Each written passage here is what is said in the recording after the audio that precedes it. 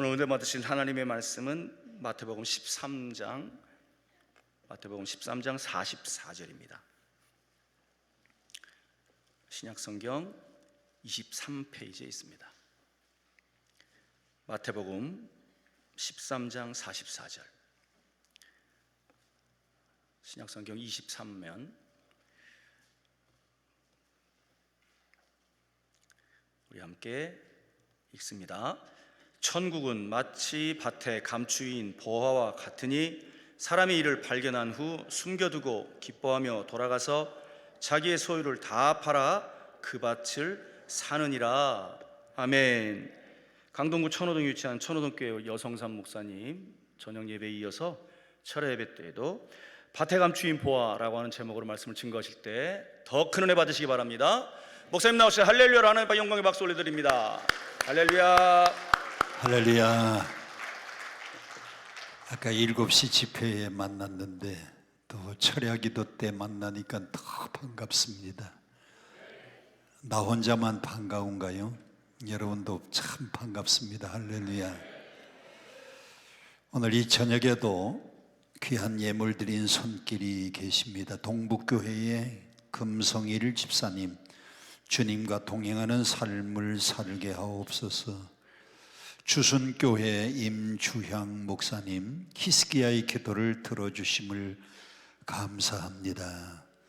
하나님께서 병든 몸을 치료해 주셔서 15년 생명연장, 아수르군대 18만 5천 명을 물리쳐 주심, 태양의 그림자를 10도 거꾸로 돌아가게 하셨는데 우리 주순교회도 그런 기적이 있기를 축복합니다. 크리스탈 성도님 분별 지혜 그리고 응답을 주시옵소서. 분별과 지혜의 응답. 데이비드가 다윗인데 하나님을 더 가까이 만나게 해주시고 또 누나의 사업, 회사 사업이 잘 되도록 축복하여 주시고, 기도 제목이 세 가지인데 하나는 작아서 잘 안 보이네요. 우리 데이비드 성도님 그 모든 기도 제목들이 응답되기를 축복합니다. 유이순 권사님 주님을 만나게 하옵소서. 방언의 은사를 주시옵소서. 방언도 하고 예언도 하고 병 고치는 신유의 은사도 받고 그리고 방언을 통역하는 능력도 받으시고 하나님이 주시는 온갖 성령의 9가지 은사들이 충만하기를 축복합니다. 홍태열 집사님, 이은희 권사님 그리고 석진이, 현진이 부르심의 기업에 열린 하늘 문을 선포하여서 포기하여 주옵소서. 할렐루야. 응답 주실 줄 믿습니다. 송정미 성도님 주의 사역자들을 건강 지켜주시옵소서. 송정미 사모님 아니신가 모르겠네요. 유명한 CCM 가수 송정미, 그분이신가 모르겠네요. 동명이인이신가. 주사랑교회의 홍효선 권사님, 홍기영 영혼 몸 구원하여 주실 줄 믿습니다. 주님의 교회 이재혁 장로님 주님 은혜 감사드립니다. 제천 동인교회 재연 안수집사님 아내와 딸 구원 그리고 하나님 잘 섬기는 가정이 되게 하옵소서. 최경희 성도님 수민이의 눈물 치유 회복시켜 주시옵소서. 김병장 주님 뜻대로 하옵소서. 김병장 상병위의 병장이신가요? 이름이 병장이신가요? 김병장 현역 군인이신가요? 예능교회 이정주 권사님 사랑하는 큰아들 예비하신 직장으로 인도받게 하옵소서.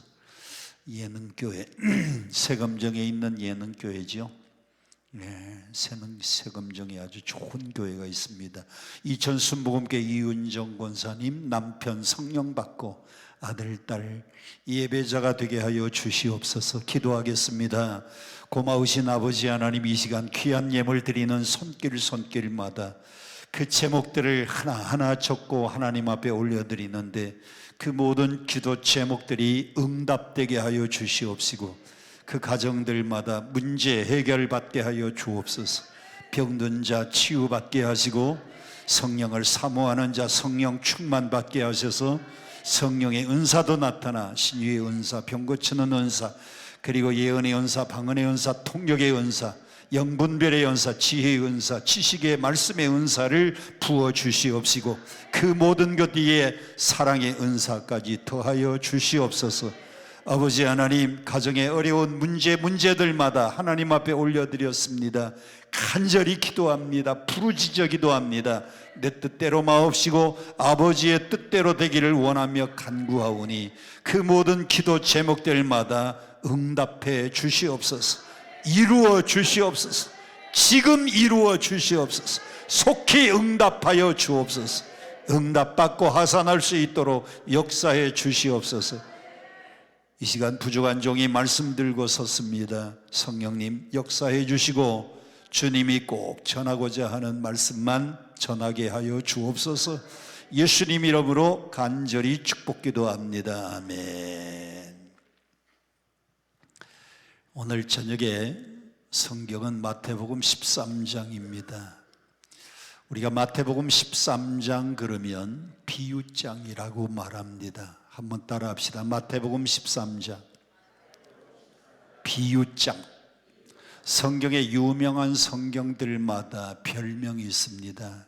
예를 들어서 히브리서 11장 그러면 믿음장이라고 말합니다. 히브리서 11장 1절 믿음은 바라는 것들의 실상이요 보지 못하는 것들의 증거니 이로써 선진들이 이렇게 시작하기 때문에 히브리서 11장은 무슨 장? 믿음장이라 그래요. 마태복음 5장을 우리는 뭐라고 하는가 하면 마태복음 5장의 별명은 팔복장이라고 합니다. 예수께서 산 위에 올라가셔서 입을 열어 가르쳐 가라사대 심령이 가난한 자는 복이 있나니 저희가 천국을 차지할 것이요 애통하는 자가 복이 있나니 저희가 위로를 받을 것이요 오리한 자가 복이 있나니 저희가 땅을 기업으로 차지할 것이요. 몇 가지 복? 7가지 말씀했어요. 7가지 중에 3번째가 온유한 자가 복이 있다 그랬는데 여러분도 온유한 자가 되세요. 쌓아나온 자가 땅을 기업으로 차지하는 게 아니고 온유한 자가 땅을 기업으로 차지합니다. 사자하고 토끼하고 누가 싸나와요? 사자가 싸나와요. 누가 온유해요? 토끼가 온유해요. 그러면 이 사자, 사나운 사자가 토끼를 다 잡아먹어서 토끼는 이 땅에서 없어지고 사자만 우글우글해야 되는데 사자는 사나우니까 점점 숫자가 줄어들어서 지금은 어디 가야 겨우 구경합니까? 동물원에 가야 겨우 구경하는데 토끼는 온순하니까 사람들이 양토합니다. 토끼를 키우는 것을 양토, 닭을 키우는 것을 양계. 토끼는 순하니까요 사람들이 데려다가 키우는 거예요. 그래서 토끼의 숫자는 점점 많아지니까 온유한 자가 땅을 기업으로 차지하는 겁니다. 사람도 싸나운 사람이 싸워서 이기는 것 같은데 그 사람 주위에는 가까운 사람이 없어요. 그런데 온유하고 바보 같은 사람은요 부산에 가도 친구가 있고 대전에 가도 친구가 있고 서울에 와도 친구가 있고 온유한 자가 뭘 차지해요? 땅을 차지해요. 그래서 마태복음에 팔복만 설교를 해도요 몇 시간씩 설교를 해야 되는데 어쨌든 마태복음 5장은 무슨 장? 팔복장이다. 고린도전서 13장은 사랑은 온유하며 사랑은 시기하지 아니하고 사랑은 자랑하지 아니하고 무례히 행치 아니하고 사랑장이라고 말합니다. 고린도전서 13장은. 그런데 오늘 마태복음 13장은 비유장이라고 말합니다. 우리 방송실 첫 번째 영상 좀 보여주세요. 마태복음 13장은 7가지 하나님 나라의 비유가 나오는데 크게 한번 7가지. 자, 무슨 비유? 씨 뿌리는 비유. 두 번째 무슨 비유? 가라지 비유. 세 번째 겨자씨 비유. 네 번째 누룩 비유. 다섯 번째 밭에 감추인 보화 비유. 여섯 번째 진주 비유. 마지막 7번째 그물 비유. 그래서 마태복음 13장은 무슨 장? 비유장. 몇 가지의 하나님 나라 비유가 나와 있어요? 7가지. 그 중에 씨 뿌리는 비유만 해도 여러분 잘 알잖아요. 어떤 농부가 씨를 가지고 뿌리는데 첫째 씨앗은 길가에 떨어졌다. 두 번째 씨앗은 돌밭에 떨어졌다. 세 번째 씨앗은 가시떨기에 떨어졌다. 네 번째 씨앗은 좋은 옥토에 떨어졌는데, 길가에 떨어진 씨앗은요, 길가 사람들이 또 다녀서 딱딱해서 뿌리를 내리지 못하고 새들이 와서 주워 먹고 말았다 그랬어요. 돌밭에 떨어진 씨앗은 뿌리가 깊지 않아서 돌 때문에 해가 나니까 타져서 죽고 말았다고 했습니다. 가시떨기에 떨어진 씨앗은 뿌리는 깊이 박혔는데 가시 덩굴 때문에 자라지를 못했다. 그런데 좋은 옥토에 떨어진 씨앗은 첫째 30배, 둘째 60배, 세 번째 100배의 결실을 했다 그랬습니다. 이게 바로 씨 뿌리는 비유잖아요. 그런데 이 비유를 뭐라고 하는가 하면 비유를 알레고리라고 말합니다. 한번 따라합시다. 비유, 알레고리. 알레고리라고 하는 이 말은 헬라어에서 유래된 단어인데 무엇인가를 다른 것을 말하기 위해서 사용하는, 다른 것을 설명하기 위해서 비유를 드는 겁니다. 예를 들어서 씨 뿌리는 비유는 농사를 지을 때의 씨는 이렇게 뿌려야 농사가 30배, 60배, 100배 농사가 잘 된다. 농사법을 우리에게 가르쳐 주기 위한 것이 아니고, 씨 뿌리는 비유는 씨앗은 하나님의 말씀인데 4가지 밭은 우리 마음밭이다. 마음밭이 길가처럼 딱딱하게 굳어가지고 하나님 말씀이 딱 들어오는데 영 뿌리가 박히지 않는 그 길가와 같은 밭은 새들이 와서 말씀을 주워 먹습니다. 새들은 악한 사탄입니다. 그래서 길가와 같은 밭은요, 기독교도 가보고 유교도 가보고 그냥 사람들이 길가에는 많이 지나다니니까 차도 다니고 마차도 다니고 사람들이 밟고 지나가니까 딱딱하게 굳은 마음이 길가밭이. 두 번째 돌짝밭은요, 뿌리가 박히는 것 같은데 돌 때문에 뿌리를 못 내리는 신앙. 하나님 말씀을 받는 것 같은데 뿌리 내리지 못하는 신앙, 그 마음밭입니다. 세 번째 가시떨기 밭은 뿌리는 깊이 박혔는데 환경에 얽매여서 신앙이 자라지 못하는 사람. 좋은 옥토는요, 말씀을 듣고 깊이 뿌리도 받고 그 말씀을 듣고 신앙이 쭉쭉쭉쭉 자라서 열매를 맺을 때 30배, 60배, 100배 하나님 말씀을 잘 받아들이는 좋은 마음을 옥토라고 비유한 겁니다. 그래서 씨 뿌리는 비유는 농사를 이렇게 잘 지어야 된다, 농사법을 가르쳐 주는 것이 아니고 우리의 마음밭을 이야기하기 위해서, 알레고리, 제3의 뜻을 설명하기 위해서 씨 뿌리는 비유를 말씀하신 거예요. 가라지 비유도 마찬가지고 겨자씨 비유도 마찬가지고 누룩 비유도 마찬가지입니다. 알레고리는 다른 뜻이 있어요. 농사법이 아니고 제3의 뜻이 있는 겁니다. 가라지 비유는 농사 지을 때 가라지가 나오면 이렇게 처리해라, 가라지를 어떻게 처리하느냐를 우리에게 가르쳐 주는 게 아니고 제3의 뜻이 있다는 겁니다. 자, 그러면 오늘 본문에는 뭐라고 하느냐, 이게 어떤 농부가 남의 집에서 밭일을 하다가 그 밭에서 보화를 발견했다. 다른 말로 바꾸면 밭에 감추인 보화의 비유입니다. 자, 그러면 왜 밭에 보화가 감추어져 있을까? 여러분 생각해 보셨어요? 왜 밭에 보화가 감추어져 있을까요? 영상실 그 다음 영상을 좀 보여주시면 파란 색깔 보세요. 설교가 뭔가 하면 성경 말씀을 텍스트라고 말합니다. 자, 성경이 뭐라고요? 텍스트라 그래요. 그 다음에 그 당시의 상황을 칸텍스트라 그래요. 그 당시 상황을 칸텍스라고 하는데, 칸텍스트.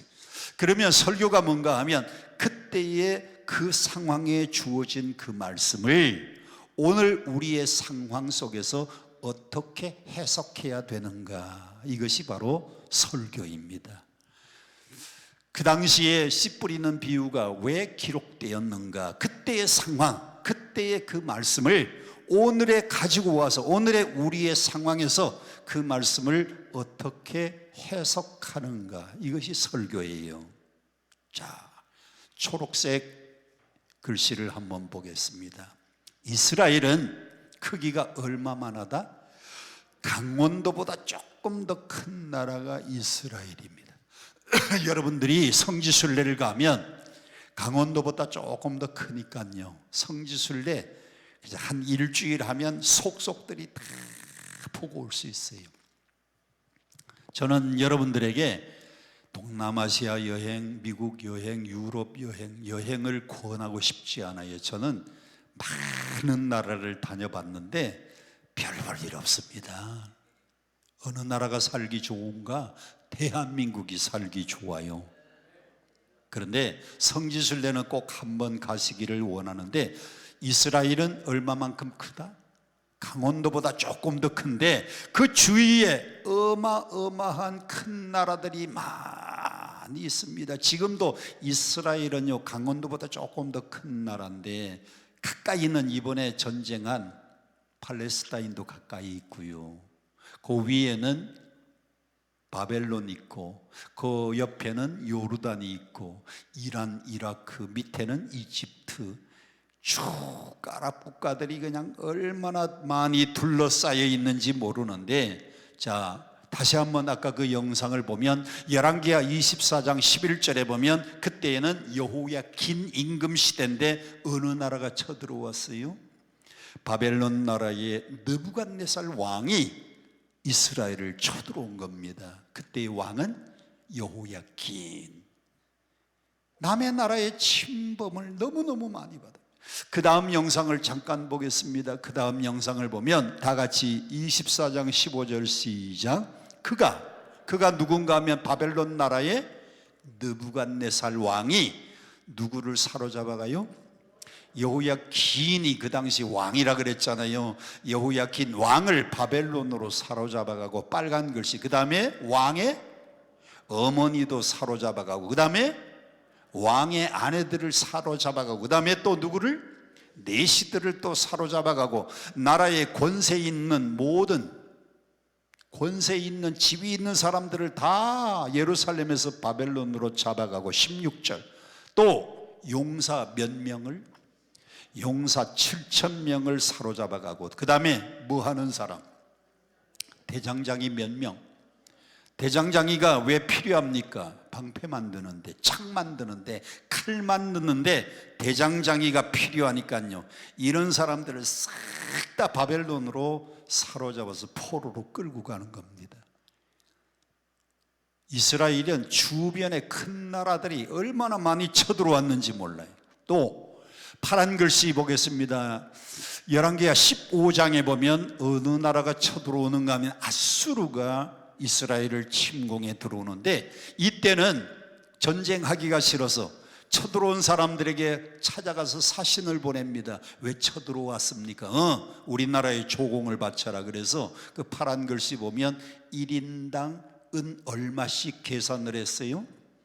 한 사람의 50세겔씩 계산을 해가지고 전 국민의 숫자 곱하기 1인당 은 50세겔. 그래서 쳐들어온 아수르 군대를 돌려보냅니다. 은 50세겔씩, 1인당 50세겔씩 계산해가지고. 또 사사기 7장에 보니까 어느 나라가 쳐들어왔느냐?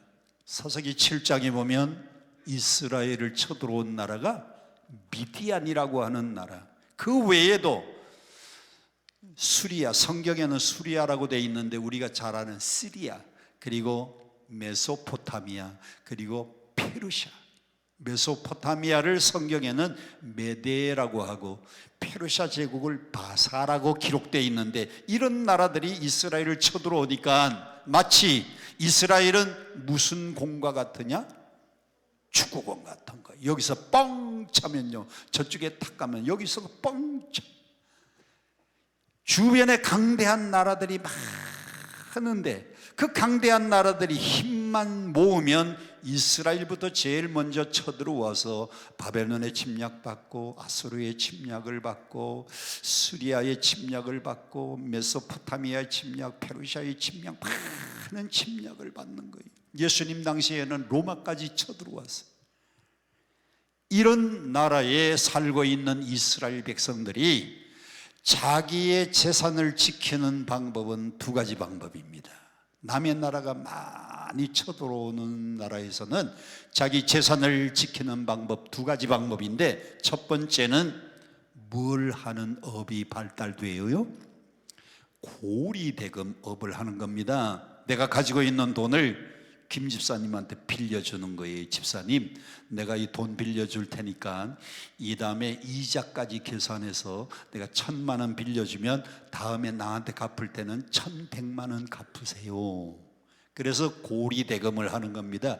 전 세계에서 고리대금을 제일 잘하는 나라가 이스라엘 백성들, 이게 유태인들인데, 왜 유태인들이 고리대금을 잘하는가 하면 남의 나라가 하도 쳐들어오니까 자기 재산을 지키는 방법 중에 하나가, 내가 가지고 있으면 다 뺏기잖아요. 남에게 고리대금업을 하면서 빌려주면 나중에 받아내면 되잖아요. 그래서 그 고리대금업을 가장 잘하는 나라가 유태인들입니다.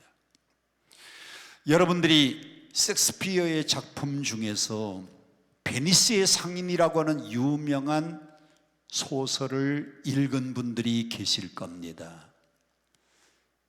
다 읽어보셨죠? 셰익스피어 작품 중에 베니스의 상인, 영어로는 어떻게 되어 있는가 하면 The Merchant of Venice라고 하는 작품인데, 여러분들은 사업도 해야 되고 직장도 다녀야 되고 아이도 키워야 되고 바쁘시니까 한가한 제가 읽고 말씀드리는 게 더 빠르잖아요. 거기 보면 주인공이 안토니아라고 하는 주인공이 나옵니다. 그 안토니아라고 하는 사람이 참 어려운 환경에 빠져서 돈이 좀 필요한데 유태인 샤일록이라고 하는 유태인에게 돈을 빌리는 겁니다.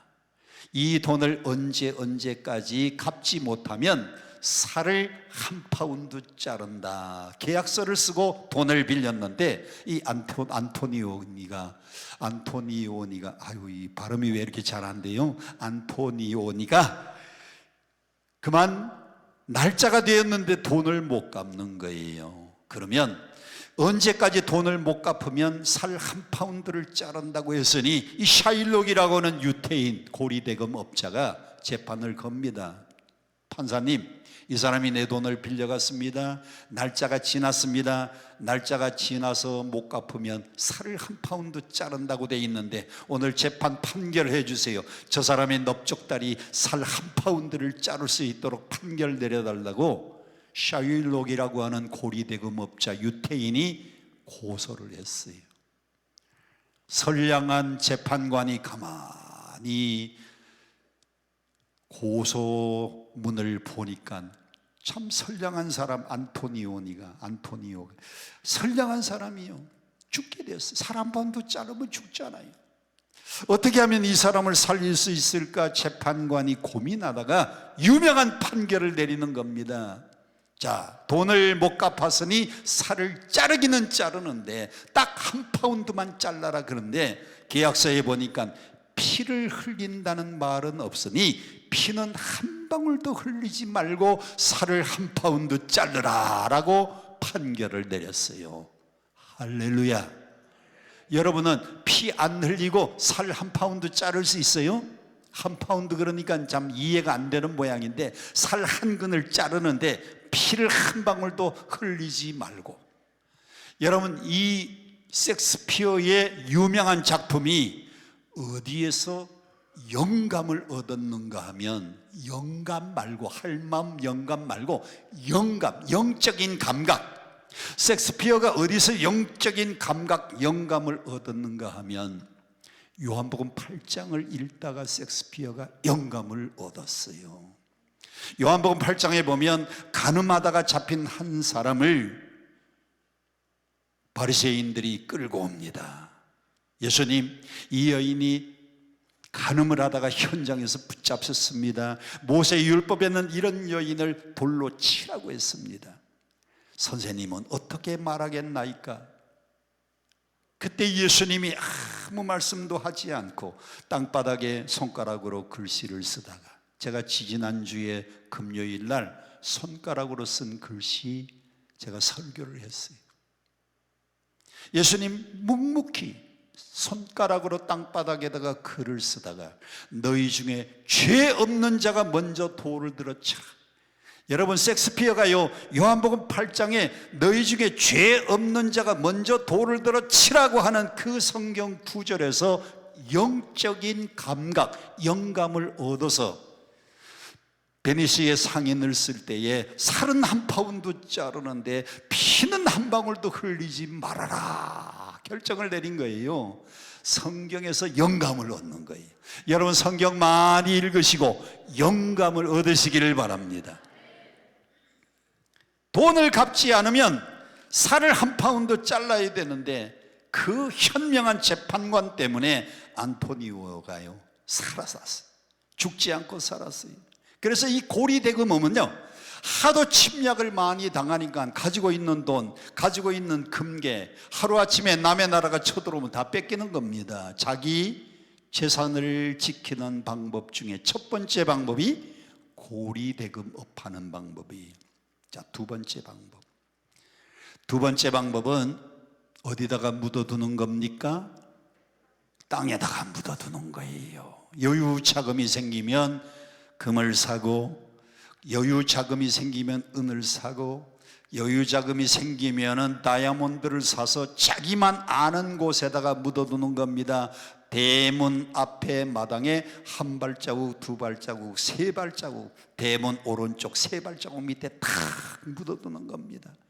이것도 불안해요. 그래서 저 산 밑에 있는 밭에다가 자기만 아는 곳에 한 번, 두 번, 세 번, 세 번째 고랑에 한 발, 두 발, 세 발, 네 발, 다섯 발, 세 번째 고랑에 다섯 발자국에 자기만 아는 장소에 탁 보화를 묻어두는 거예요. 전쟁이 일어났습니다. 거기 묻어두니까 다 적군 군인들이 와서 다 뒤져도 금도 없어요, 은도 없어요, 돈도 없어요. 그래서 전쟁 끝나고 난 다음에 이 주인은 대문 앞에 한 발, 두 발, 세 발 딱 파니까 나와요, 안 나와요? 나오는 겁니다. 어떤 사람은 저 산 밑에 있는 밭에다가 보화를 감추어 놓는 겁니다. 전쟁 끝나고 세 번째 밭고랑에 하나, 둘, 셋, 넷, 다섯 발자국 가서 파는 자기만 아는 곳에 보물을 묻어두는 겁니다. 왜? 남의 나라의 전쟁에 침략이 많으니까 이 유태인들이 자기 재산을 보호하는 방법 중에 하나가 밭에다가 감추어 두는 거예요. 그런데 문제는 밭에다가 보화를 감추어 두었는데 전쟁 중에 주인이 죽었습니다. 죽으면서 가족들한테 얘기를 안 해서 가족도 모릅니다. 그런데 그 밭이 한 번 팔리고 두 번 팔리고 세 번 팔리고 밭 주인이 여러 번 바뀌었는데 그 주인이 시간이 없으니까 일꾼들을 사가지고 여보게들 내 밭에 가서 오늘 밭 좀 매게. 그러면 한 사람당 한 달란트씩 주겠네. 밭일하러 간 사람이 남의 집에 하루 품삯을 계산하기로 약속하고 남의 집에 가서 밭을 매다가 호미 끝에 뭐가 쨍그렁하는 겁니다. 파보니까 괴짝이 나오는 겁니다. 괴짝 안에 보니까 금, 은, 보화가 가득 들어있는데 남들이 알까봐 얼른 흙을 묻었어요. 그 밭에 감추인 보화는 누구만 알아요? 나만 알아요. 주인도 몰라. 주인이 몇 번 바뀌다가 보니까 감추어둔 주인도 아무도 얘기를 안 해서 모르고 헐값에 팔고 주인이 몇 번 바뀌다가 보니까 주인도 모르고 같이 일했던 사람 모르게 자기 혼자 발견하고 얼렁 땅에다 묻었어요. 그래서 밭에서 종종 보화를 발견했다는 이야기가 이스라엘 나라에서는 어느 정도로 많이 나오는가 하면 로또 복권 1등 맞았다 할 정도의 간간히 소식이 들려오는 것이 밭에 감추인 보화를 발견하는 일입니다. 여러분도 로또 복권 딱 한 장 2,000원 주고 샀는데 로또 복권 한 장 딱 맞아가지고 400억짜리가 맞았다. 가슴이 떨려요, 안 떨려요? 가슴이 떨려요, 안 떨려요? 아니 2,000원 주고 복권 한 장 샀는데 400억짜리가 맞았다. 가슴 떨리는 일입니다. 그런데 여러분 그거 기대하지 마세요. 로또 복권 맞으면 어떤 일이 있느냐? 첫째, 로또 복권 맞으면 제일 먼저 바꾸는 게 자동차 바꿉니다. 흔차 폐기 처분하고 벤츠, BMW, 아우디 좋은 차 바꾸는. 두 번째 바꾸는 게 뭔지 아세요? 집 바꾸는 겁니다. 흔집 팔아버리고 좋은 주택 사는 겁니다. 첫 번째 자동차 바꾸고 두 번째 집 바꾸면 세 번째 뭐 바꾸는지 아세요? 마누라 바꿉니다. 여자들은 남편 바꿉니다. 그러니까 로또 복권 맞아서 좋은 일이 하나도 없다. 이게 로또 복권 맞은 사람의 통계가요, 자동차 바꾸고 집 바꾸고 세 번째가 배우자 바꾸는 겁니다. 그런데 여러분, 자기만 아는 곳에 거기에 마당이든지 밭에다가 딱 감추어 놓았는데 우연히 발견한 거, 우연히. 자, 오늘 본문에서 땅에다 왜 보화를 감추어 뒀냐? 그 당시 하도 이웃 나라의 침략이 많으니까 땅에다가 감추어 놓았는데 주인이 몇 번 바뀌다가 엉뚱한 일하러 간 품삯 간 그 사람이 발견을 했는데 그 발견은 두 번째입니다. 어떤 발견이냐? 성경은 우연히 발견했다는 겁니다. 성경은 이렇게 기록되어 있습니다. 우연히 발견한 후에 감추고 집에 돌아왔다. 혼자만 아니까 얼마나 숨가쁜 소식입니까? 가슴이 터질 듯한 기쁨입니까?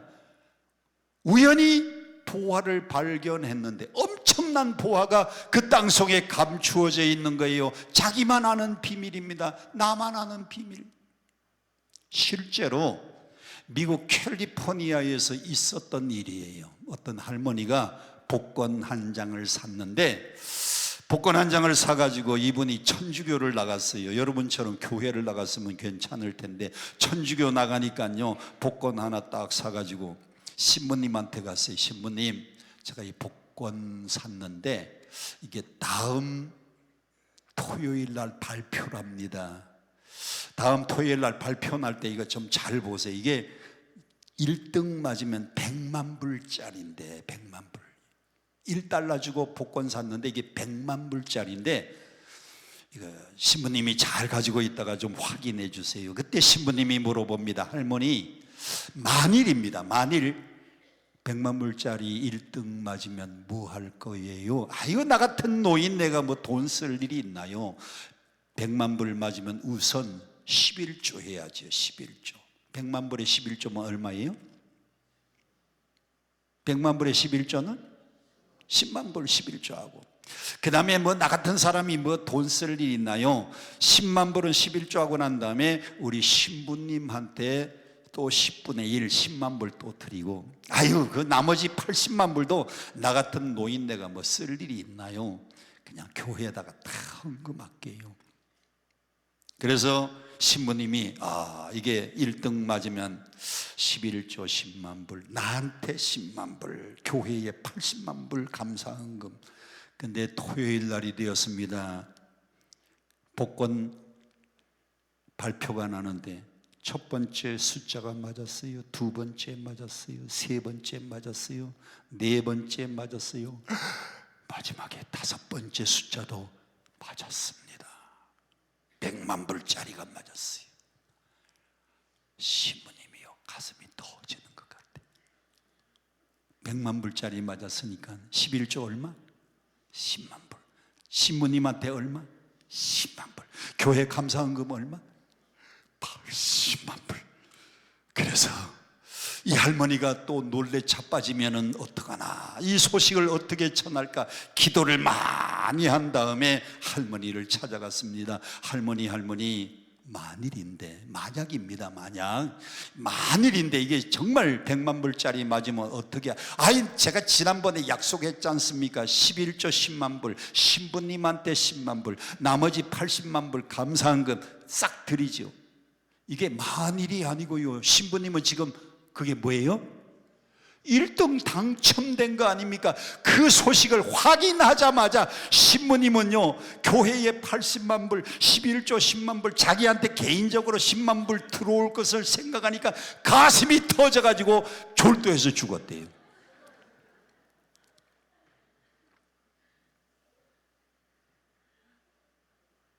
여러분, 우리가 그리스도를 발견한 것은 우연한 발견입니다.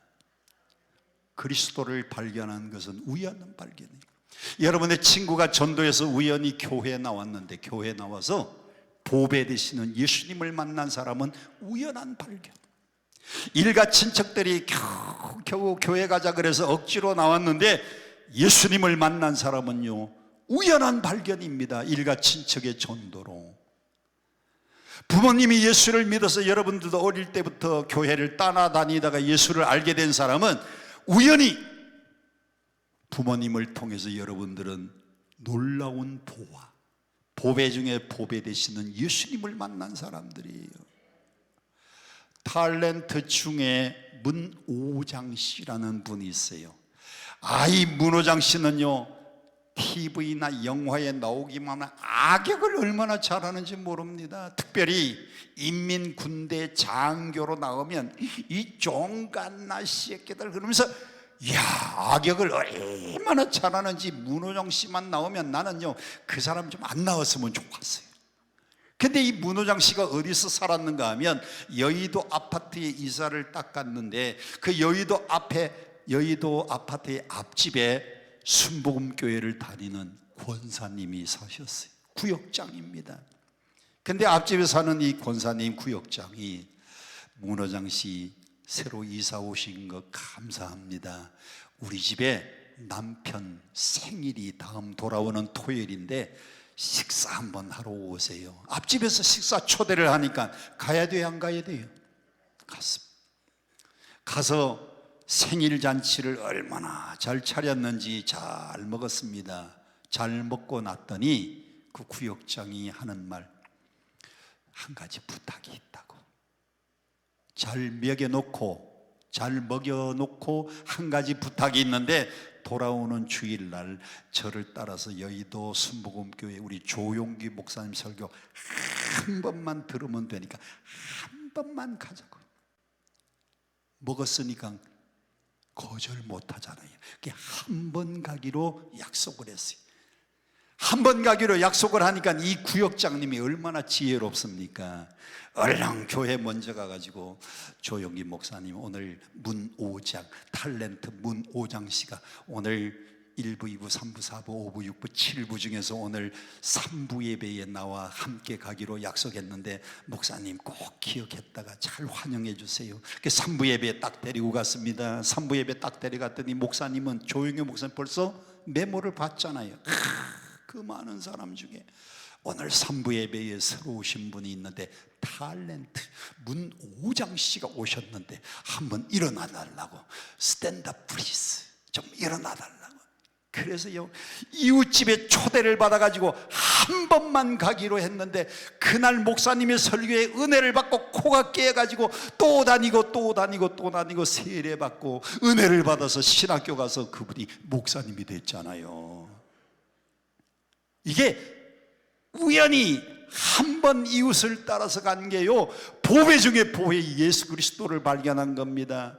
오늘 성경은 우연히 남의 밭에 일하러 갔다가 밭에 감추인 보화를 우연히 발견했다는 겁니다.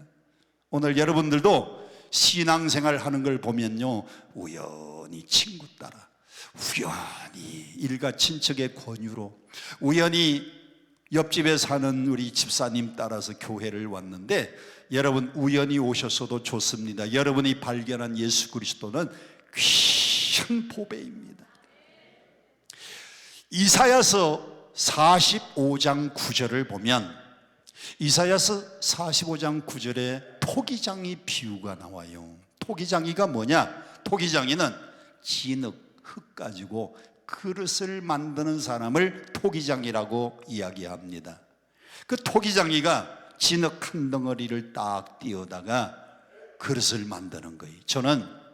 제가 천호동에서 목회하기 전에는 경기도 여주에서 목회를 했었어요.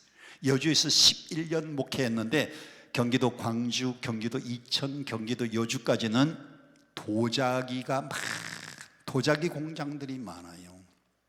요업이 발달되어 있습니다. 그런데 흙 가지고, 진흙 가지고 이렇게 뭉쳐서 진흙 가지고 잘 반죽을 해서 물매 위에다 탁 올려놓고 이걸 돌리면서 그릇을 만드는 겁니다. 그게 톡입니다. 흙 가지고 만드는 것. 근데 이상한 것은요, 흙 가지고 그릇을 만든 다음에 거기에 유약을 칠하는데, 똑같은 흙인데 유약이 청자 유약을 받으면 파란색이 되고요, 백자 유약을 받으면 똑같은 흙이 하얀 도자기가 되는 거예요. 야, 신기합니다.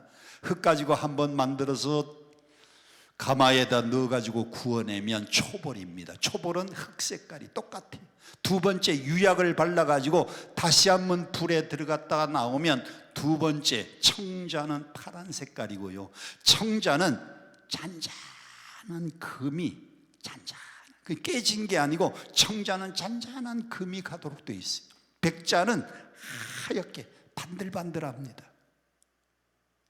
여러분, 토기장이의 비유는 흙으로 그릇을 만들었는데, 이 그릇은 흙으로 만들었기 때문에 똑같아요. 문제는 이 흙 안에 무엇을 담느냐에 따라서 가치가 달라집니다. 여기에 밥을 담으면 무슨 그릇? 밥그릇. 여기다 물을 담으면 무슨 그릇? 물그릇.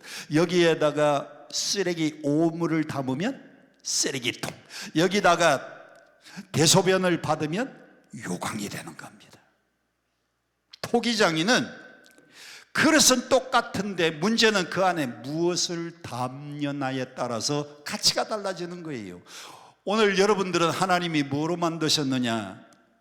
창세기 1장에, 창세기 2장에 보니까 하나님이 아담을 만들 때에 뭘로 만들었어요? 흙으로 만들었어요. 토기장이가 흙 가지고 그릇을 만드듯이 하나님은 흙 가지고 여러분을 만드셨어요. 우리는 토기장에는 하나님, 우리는 그릇에 비유를 합니다. 그런데 우리 인간은 그릇인데 무엇을 담느냐에 따라서 가치가 달라져요. 여러분이 여기다가 술을 계속 담는 사람은 알코올 중독자. 여기에 인간 그릇에다가요 날마다 화투치고 날마다 노름하고, 그 사람은요 노름꾼이. 똑같은 인간인데 이 안에다가 그리스도를 담고 이 안에다가 성령을 담으면 그는 귀한 보배가 되는 겁니다. 사람은 무엇을 담느냐에 따라서 여러분의 가치가 달라지는데, 토기장인 우리 인간들이 인류의 보배 되시는 최고의 보배, 여러분 예수님을 담아서 여러분들은 최고의 가치 있는 그릇들이 되시기를 축원합니다. 자, 문제는 밭에 우연히 밭일을 하러 갔다가 남의 밭에서 보배를 발견했어요. 문제는 딱 하나입니다. 세 번째 한번 보세요. 세 번째 보니까 이제는 딱 한 가지만 남았습니다. 내가 가지고 있는 모든 소유를 팔아서 그 밭을 사는 겁니다. 자기 집에 오두막살이를 살고 있는데 오두막집도 팔고요, 집안에 있는 가구들을 파는 겁니다. 집안에 돈 될 만한 거 다 파는 거예요. 동네에서 소문났습니다. 아니, 자네 집 팔았다며? 예, 팔았어요. 뭐 하려고? 할 일이 있어요. 아니, 집에 있는 모든 가구 다 팔았다며? 예, 뭐 하려고? 할 일이 있어요. 집안에 돈 될 만한 거 다 청산했다며? 예, 할 일이 있어요. 그거 다 팔아가지고 돈을 만들어서 저 산 밑에 있는 비탈밭을 샀습니다. 여러분, 신앙은 뭔가 하면 나의 전부를 팔아가지고 그 보배가 묻혀있는 밭을 사는 겁니다. 그래야 내 것이 되는 겁니다. 나의 전부, 나의 시간, 나의 소유, 나의 몸, 내가 가지고 있는 전부를 팔아서 여러분들이 사는 것이 신앙이에요. 그래서 신앙은, 천국은 결단으로 내 것을 만드는 것이 천국인데, 빨간 글씨 보세요. 신앙은 덧셈, 뺄셈, 나눗셈이 아니에요. 신앙은 곱셈인데 단순한 곱셈이 아니고 2 곱하기 10은 얼마예요? 가르쳐주고 물어보잖아요. 2 곱하기 10은 20밖에 안 돼요. 여러분, 신앙은 덧셈, 뺄셈, 나눗셈, 곱셈이 아니고 2 곱하기 10은 20밖에 안 되지만은 2 곱하기 10의 10승은, 10의 10승이란 말은 10 써놓고요, 동그라미가 10개라는 말입니다. 그러면 2 곱하기 10의 10승은 2 써놓고요, 동그라미를 10개를 붙이면 얼마가 돼? 200억이 되다. 신앙은요, 단순하게 더하기, 빼기, 곱하기가 아닙니다. 신앙은 내 소유를 전부 드리고, 내 시간을 전부 드리고, 내 가지고 있는 모든 몸과 나의 모든 시간과 나의 모든 걸 다 투자해서 그것을 사서 내 것으로 삼는 것인데, 그러면 그 배후에 10의 10승의 축복이 오는 거예요. 오늘 기도원에 오실 때에 사업이 어려워지고 물질 문제가 힘들어서 오신 분들, 오늘 이 시간 나의 시간과 나의 시간의 모든 소유와 내 가지고 있는 모든 재능을 다 투자해서 예수님을 나의 것으로 사서 내 것 삼는 결단을 하시면, 그 결단 뒤에는 10의 10승의 축복이 올 줄로 믿습니다. 그러니까 여러분, 이 안에 담고 있는 이 술 끊고, 담배 끊고, 오락 끊고, 그리고 취미를 끊고, 오직 예수 그리스도를 내 안에 영접하는 결단, 그 결단만이 오늘 여러분들에게 필요한 겁니다. 기왕 강남금식기도원까지 오셨는데 지금까지 못 끊은 거 한번 끊어봅시다.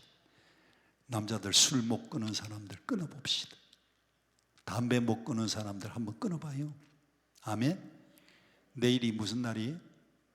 내일이 설날인데 지금까지 여러분이 끊고자 했는데 못 끊은 거, 술, 담배, 취미, 오락 한번 싹 끊고 내 인생의 시간과 재능과 모든 걸 다 팔아가지고 그 밭에 감추어져 있는 보배, 그 밭을 사서 내 것을 삼으면, 여러분, 이것은 결단 뒤에 따라오는 10의 10승의 축복이 여러분들에게 기다리고 있어요. 아멘, 아멘, 아멘. 그런데 문제는, 뒤따라오는 문제가 딱 한 가지가 있습니다. 뒤따라오는 문제는 세상 사람들이 조롱한 겁니다. 자네 집 팔았다며? 왜? 집 팔아서 저 골짜기에 있는 밭 살려고요. 아니, 자네 가구 다 정리했다며? 차도 팔았다며? 왜? 저 산 밑에 있는 그 골짜기 밭 살려고. 이 사람 미쳤지, 미쳤어.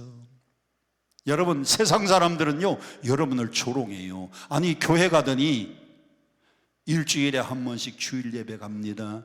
저녁에는 또 오후 예배라고 갑니다. 수요일 날은 수요일 예배 드린다고 갑니다. 금요일은 그 바쁜데 또 철야한다고 갑니다. 그리고 구정 연휴가 되니까, 아니, 집에 놀러도 안 가고 집에 또 고향도 안 가고 또 기도원 간다고 또 시간 다 투자합니다. 그리고 교회 가더니 감사헌금 한다고, 11조 한다고, 주일헌금 한다고, 또 건축금 시간 들이고 물질 들이고. 세상 사람들은요, 모르기 때문에 조롱하는 거예요. 저 사람 교회 다니니 미쳤다고. 세상 사람들은 여러분이 투자하는 것을 모르니까, 그 투자에서 사는 보배의 가치를 모르니까 세상 사람들은 조롱합니다. 여러분들이 그 조롱을 견딜 수 있어야 돼요. 왜 견딜 수 있어야 되느냐? 내가 시간 들이고 내가 물질 들이고 집까지 다 바치고 세상 사람들의 조롱을 감수하는 이유는, 그 밭을 사기만 하면 그 밭 속에 있는 보배가 이제부터 누구 것? 그 보배가 엄청나게 금은 보화가 가득 담겨 있어서 그 밭을 사고 난 다음에는 공포를 해도 괜찮은 겁니다. 야, 내가 밭 샀더니 산 밑에 있던 비탈밭 샀더니 그 안에서 무궁무진한 보배가 나왔다. 그때는 공포해도 되는 거예요. 할렐루야, 할렐루야. 제가 알고 있는 한 분을 소개하려고 합니다. 저 울산에 사는 분인데, 울산, 혹시 울산에서 오신 분 계세요? 울산에 조인호 씨라고 하는 분이 사업 3개를 하고 있었습니다. 울산 방어진 제1장로교회에 젊은 나이에 사업을 잘하고 예수 잘 믿으니까 장로님이 되셨어요. 장로님이 되니까요, 사업 3개 하다가 보니까요, 사업 때문에 사람들 만나야 됩니다. 식사 대접해야 됩니다. 식사 대접하다가 보니까 또 술도 대접해야 됩니다. 그러니까요, 사업이 잘 되면 잘 될수록 예수하고 가까워지겠어요? 예수님하고 멀어지겠어요? 예수님하고 자꾸 멀어지니까 그 부인 되시는 김춘남 씨가 하나님 앞에 기도하는 겁니다. 하나님, 예수님 빼놓고 다 거두어 가도 좋으니까 예수님 빼놓고 다 거두어 가세요. 다 거두어 가세요. 근데 사업이 잘 되니까요, 사업이 1개, 2개, 3개, 사업이 너무너무 잘 되니까요, 사업하느라고 저 교회 가까이, 주님 가까이가 아니고요, 세상 가까이 자꾸 교회가 멀어지고 신앙이 멀어지고 주님이 멀어지는 겁니다. 그래서 부인이 늘 기도했어요. 하나님, 예수님 빼놓고는 다 거둬가 달라고. 오랫동안 기도했는데 하나님이 기도를 응답하셨어요. 하루는 남편이 하는 말이, 여보, 나 사업 다 정리하고 이제 신학교 가서 신학 공부하겠다고 장로님이 결단을 하신 겁니다. 그래서 뒤늦게 40대 중반에 뒤늦게 신학을 가서 사업 싹 정리하고 신학교 가서 공부를 마쳤는데 40 중반에 신학교 가서 공부를 마치고 전도사가 되었으니 교회에서 오라는 데가 있을까 없을까? 없잖아요. 그래서 40 중반에 뒤늦게 목사님이 되니까 교회에서 청빙하고 오라는 데가 없으니까 그냥 거기 방어진 그 동네에다가 개척을 했어요. 사업하던 그 근처에다가 개척을 해가지고, 그래서 흰돌교회라고 하는 이름을 붙여가지고 열심히 개척하고 열심히 목회를 시작했습니다. 사업하고 정리 다 하고 난 다음에 목회를 하고 개척하다 보니까 사업할 때 그 돈 교회에다가 또 헌금하고, 이것도 정리해서 또 헌금하고, 저것도 정리해서 헌금하고, 그래서 열심히 목회를 하는데 교회 2층에 목사님 방, 교회 2층에 그 서재실 옆에 조그마한 방, 거기에서요 2-4회가 거기서 기도하고 거기서 잠자고 그 다음에 새벽 기도회도 하고 거기서 생활하면서 목회하고 신방하고, 교회 안에서 사시면서 열심히 목회를 하다 보니까 100명이 부흥되고 200명 부흥되고 300명 부흥되고 아멘 할 때까지 400명 부흥되고 500명 부흥되고 600명, 700명, 800명, 900명. 그때에 서울에 있는 어느 목사님 딸하고 그 집의 아들하고 결혼을 하게 되었어요. 서울에 와 보니까 교회도 있는데 앞에 또 교육관이 있어요. 우리도 교육관을 지어야 되겠다. 5층 교회를 건축하고 난 다음에 옆에 땅을 사서 5층 교육관을 그대로 올려서 본당 5층, 교육관 5층 딱 하니까 얼마나 큰 교회가 됐는지 몰라요. 그렇게 열심히 목회하면서 길거리에 버려진 할머니들을 데려다가 씻기고 잠재우고 먹이고, 그러면서 다비다의 집이라고 하는 양로원을 시작하려고 돈 벌었을 때 은행에다가 3억을 헌금한 게 있는데 3억을 찾으러 갔습니다.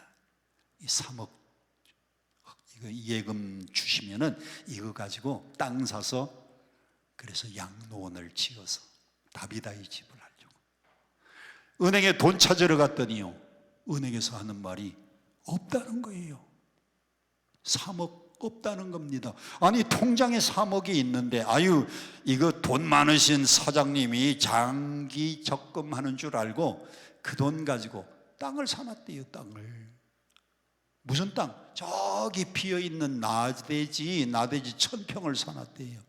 아니, 돈 주인은 난데 내 허락도 없이 누가 했냐고 담당자 나오라고 그랬더니 담당자가 오는 겁니다. 당신 교회에 나오면 내가 용서해 주고 교회 안 나오면 고발해서 처벌하겠다고, 당신 잘라버리겠다 그랬더니 그분이 교회에 나와서 그 교회 장로님이 되셨어요. 할렐루야. 그래서 그 땅은요, 3억을 찾아가지고 양로원을 세우려고 했는데 나대지 땅을 사놨으니까 찾지를 못했습니다. 땅을 보니까 땅은 또 이분 이름으로 등기를 해놨어요. 그 은행에서 필요한 땅도 다른 데도 사놓고 이분 땅도 그 이름으로 1000평 넘게 사놨어요. 싼 값이 1000평. 근데 목회를 열심히 하다가 보니까 그냥 교회 재정 가지고 그 양로원 다비다의 집을 또 잘 지어서 4층으로 잘 지어서 양로원도 하고 교육관도 건축하고 교회도 부흥되고, 할렐루야, 할렐루야. 근데 목회하는 동안은요, 이 땅이 꿈쩍도 안 하고 그대로 있었습니다. 그런데 은퇴 다 하고 난 다음에 아파트 건축업자들이 찾아오셨어요. 그 주위에 있는 땅 다 사서 아파트 재개발하려고 하는데 그 가운데 땅 1000평 주인을 찾다가 보니까 목사님이신데, 목사님 은퇴하셨네요. 그 저희들한테 좀 팔으세요. 저희들한테 팔면 그 바깥에 다 땅을 샀기 때문에 그 땅까지 해서 아파트를 재건축해서 올리겠다고. 안 판다고. 조금 더 드릴 테니까 안 판다고. 조금 더 드릴 테니까 안 판다고. 조금 더 드릴 테니까. 그래서 그 교회에 공인중개사 안수 집사님이 있는데, 집사님, 이 땅 1000평 조금 넘는데 200억에 계약을 해 주시면 소개비 10억을 드리겠다고. 근데 이 안수 집사님이 열심히 양쪽을 왔다 갔다 하다가 200억의 성사가 되었어요. 할렐루야. 그게 옛날에 얼마에 산 땅인데 3억짜리가요. 열심히 목회하는 중간에 팔렸으면 교회다 헌금했을 텐데 다 은퇴하고 난 다음에 그 땅이 200억에 팔린 거예요. 그래서 은퇴하고 난 다음에 오직 주를 위해서 집도 없이 교회 안에서 사시면서 한평생 헌신하고 목회했는데 하나님이 은퇴하고 나니까요, 손에 얼마를 쥐어줬어요? 하나님의 축복은 2 곱하기 10의 축복이 아닙니다. 2 곱하기 10의 10승의 축복이에요. 믿으시면 아멘. 그분이 200억 은퇴하고 손에 200억을 쥐게 되었습니다. 그런데 200억 성사를 하면 소개하는 분에게 얼마 주기로? 중개료 10억 주기로 약속했습니다. 집사님, 10억 받으면 11조 해야 돼, 안 해야 돼? 해야지요. 그러면 11조 얼마예요? 10억에 11조 얼마예요? 1억입니다. 그러면 11조 먼저 떼고, 이 11조는 보낼 때가 있어서 그래. 요 11조 먼저 빼고 9억을 드렸습니다. 영수증 처리 다 했습니다. 그리고는 2억에게 팔린 그 모든 것 국가에 세금 다 냈어요. 근데 요 1억, 11조 1억을요 저한테 전화가 왔어요. 옛날부터 기도하면서 이 11조 1억이 들어오면 본교회 다 교육관도 지었고 성전도 지었고 은퇴도 다 했고, 요 10억은 우리 여목사님한테 드리려고 일찍부터 기도를 했대요. 목사님 급히 내려오래요. 그래서 제가 울산까지 갔잖아요. 혼자 내려오지 말고 사모님 꼭 오시래요. 우리 집 사람 또 데리고 갔잖아요. 그랬더니 1인당 5천만 원까지 드리는 거는 세금 혜택이 되는데 5천만 원 넘으면은 이거 세금을 또 내야 되니까 목사님 5천만 원, 사모님 5천만 원. 그래서 저희 부부한테 1억을 주셨어요. 저 5천만 원, 우리 집사람 5천만 원. 왜 주셨느냐? 그분이 우리 집 사돈이 되었거든요. 지금까지 얘기는 누구 얘기요? 우리 집 사돈 얘기요.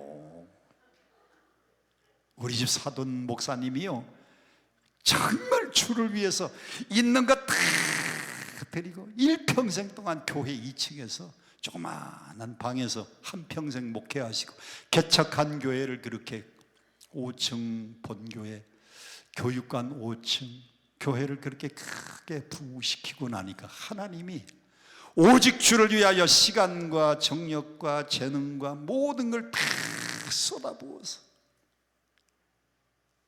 우리 김춘난 사모님은요 오직 기도밖에 몰라요. 그랬더니 교회도 부흥되게 만드시고 교육관도 5층으로 잘 짓게 만드시고 다비다의 집 잘 운영되도록, 그리고는 은퇴하고 난 다음에요 어마어마한 돈을 주셔서, 우리 집은 돈이 없는데 우리 사돈 댁은 돈이 많아. 그런데 은퇴하시고 난 다음에 지금은 뭐에 쓰느냐? 여기 선교하러 가서 헌금하고 저기 선교하러 가서 헌금하고 여기 작은 교회 가서 도와주고 저기 또 어려운 교회 또. 지금은요 선교 다니면서 작은 교회 다니면서 얼마나 아멘 할 때까지. 야, 하나님은 오직 주를 위하여 가지고 있는 모든 것 다 쏟을 때는요 남이 알지 못하는 10의 10승의 축복을 주시더라고요. 저는요 현장에서 체험했어요. 제 앞에 딱 1억을 내놓더니 요거 목사님 5천만 원입니다, 요거는 사모님 5천만 원입니다. 참 사돈지간이 어려운 지간인데 우리는 돈까지 다 터놓고, 할렐루야 할렐루야, 우리 딸이 그 집에 며느리가 됐어요. 오직 주를 위해서. 여러분 그렇습니다. 내가 가지고 있는 모든 걸 다 투자해서 그 밭을 사면 하나님은 단순하게 더해 주시는 하나님, 곱해 주시는 하나님이 아니고요, 그 엄청난 보배를 결단만 하면 하나님 주시는 축복은 10의 10승의 축복을 주시는 거예요. 이게 살아있는 간증입니다. 살아있는 간증. 할렐루야. 오늘 구정연 후에 첫날 저녁에 오신 여러분, 자, 우리는 우연히 발견했든지 부모님을 통해서 예수를 알게 되었든지 상관없습니다. 이제 여러분의 마음과 여러분의 결심과 여러분의 시간과 여러분의 재능과 내가 가지고 있는 모든 걸 다 털어서 보배 되시는 예수님을 사기만 하면 돼요. 여러분 그 보배를 사셔서 엄청난 10의 10승의 축복을 받는 저와 여러분 되시기를 축원합니다. 이 가난한 농부가요 자기 밭도 없었어요. 남의 밭에 품팔러 갔다가 엄청난 보화를 발견했는데 그것이 바로 우리가 예수님을 발견한 것과 같은, 그게 바로 알레고리, 밭에 감추인 보화의 비유라는 겁니다. 이 10의 10승의 축복을 여러분도 받으시고 저도 받고 풍성한 복을 누리면서 살아갈 수 있기를 주님 이름으로 축복드립니다. 축복드립니다.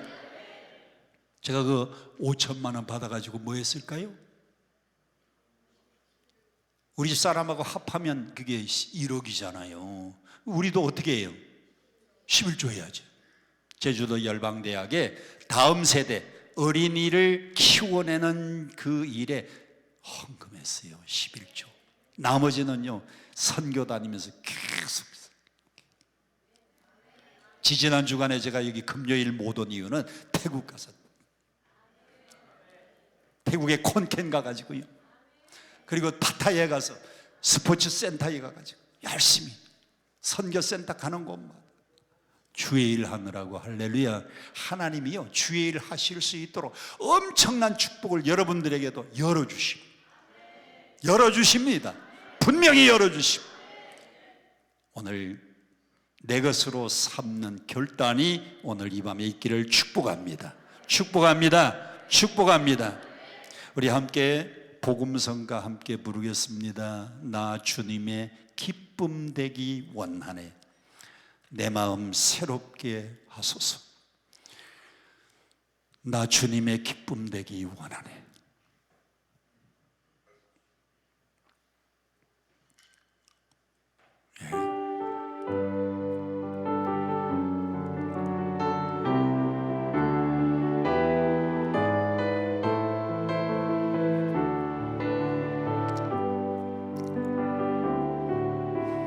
나 주님의 기쁨 되기 원하네. 내 마음을 새롭게 하소서. 새 부대가 되게 하여 주사. 주님의 빛 비추세 하소서. 손들고 내가 원하는 한 가지 주님의 기쁨이 되는 것. 내가 원하는 한 가지 주님의 기쁨이 되는 것. 겸손히 내 마음 드립니다. 나의 모든 것 받으소서. 나의 마음 깨끗게 씻어 주사. 주의 길로 인도하소서. 내가 원하는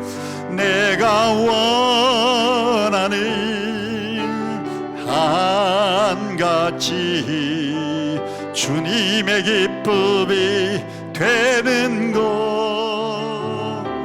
내가 원하는 한 가지 주님의 기쁨이 되는 것. 다시 한번 1절 한 번입니다.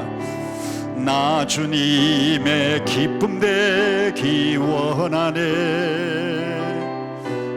내 마음 새롭게 하소서.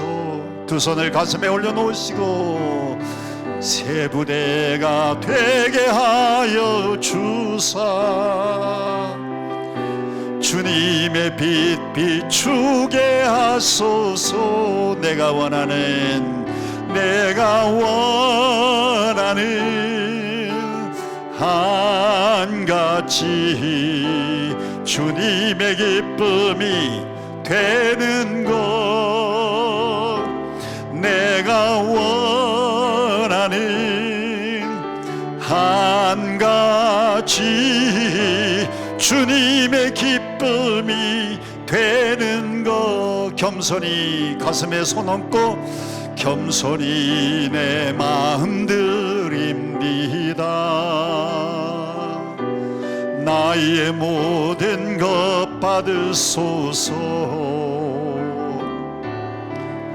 나의 마음 깨끗게 씻어 주사. 주의 길로 행하게 하소서. 두 손 들고 내가 원하는